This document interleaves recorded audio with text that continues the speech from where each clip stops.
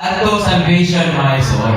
So praise the Lord na nakadawata sa pulong sa atong Ginoo nga nagdala nato nga naluwas sa mga igsoon. So dili basta-basta ang pulong sa atong Ginoo. Kay una niyang function is to serve the Lord, to testify the Lord. Then ikaduha, to serve us. Aron madala ta ngadto sa kaluwasan mga igsoon. Salamat sa atong Ginoo. Kung sa ipabilinon no ang pulong sa atong Ginoo nga atong nabatunan mga igsoon. So makadayeg ka sa Ginoo kay naani nato mga igsoon no mahimot ang makapahimulos kini anytime anywhere mga igsoon.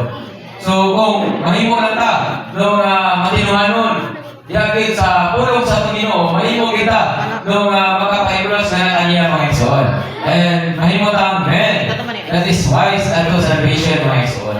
So salamat sa atong Ginoo. Ini nga pulo, ini nga Biblia mga igsoon. Na ato yung mapahimuslan mga igsoon. Gani na mga countries karon, tawag natin siya mga non-Christian countries. Bawal sila kining Bible.